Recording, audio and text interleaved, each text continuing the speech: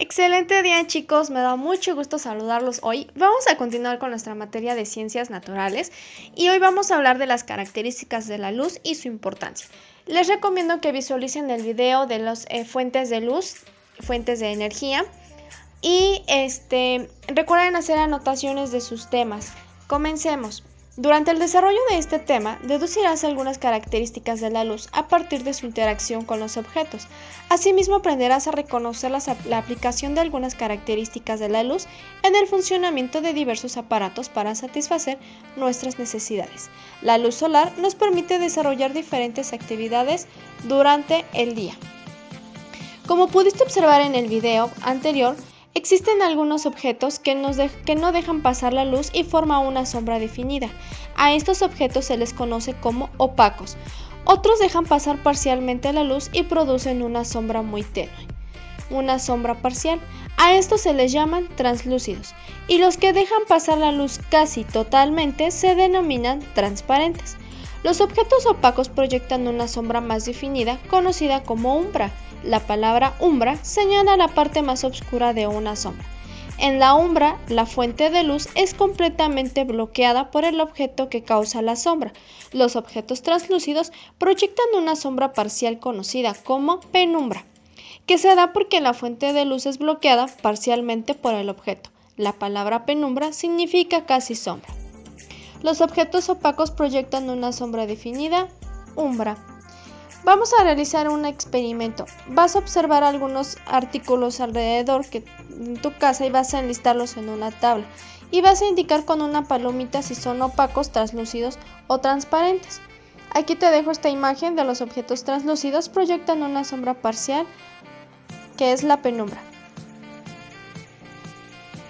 Y después vas a explicar con tus propias palabras por qué son opacos, translúcidos o transparentes algunos objetos.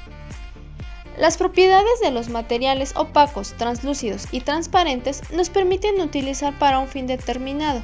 Por ejemplo, para impedir el paso de luz exterior al salón de clases, utilizamos un cartoncillo negro. Un material opaco para fabricar lentes se usa un material transparente, como la mica o el vidrio. Y en casa se usan algunas veces cortinas de materiales translúcidos para evitar que del exterior se vea el interior, pero entre suficiente luz. La fuente principal de la luz es el sol, pero existen otras fuentes como el fuego, los focos, los tubos de luz o focos de neón.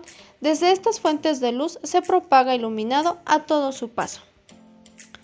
Un dato interesante que las características de los objetos translúcidos se utilizan en algunos espejos que se instalan en los centros comerciales, centros de detención y algunas sucursales bancarias. Son espejos translúcidos en los cuales las personas que están detrás del espejo pueden observar a las personas que están frente al espejo sin que los vean.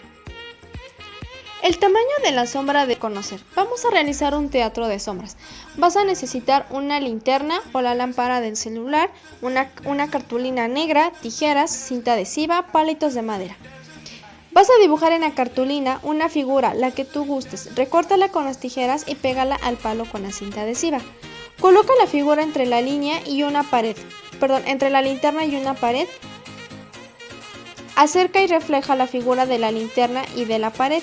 ¿Qué sucede en la pared cuando la figura está cerca de la linterna?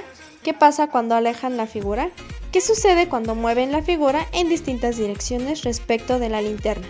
Experimenten también cómo las sombras de su cuerpo, acercándose o alejándose, de una fuente de luz.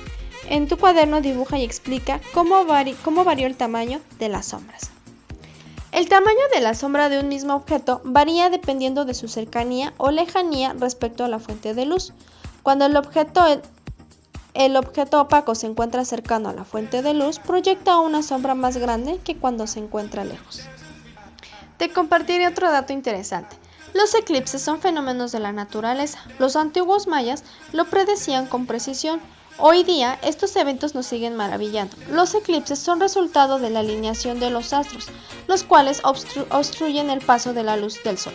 Un eclipse solar ocurre cuando la luna se interpone entre el sol y la tierra, formando una sombra que se proyecta sobre nuestro planeta, mientras que en un eclipse lunar, la tierra interfiere entre el sol y la luna, produciendo dos sombras, llamada penumbra y umbra. La penumbra es la región donde quedan parcialmente bloqueados los rayos solares y la umbra es la zona donde la luz se obstruye totalmente.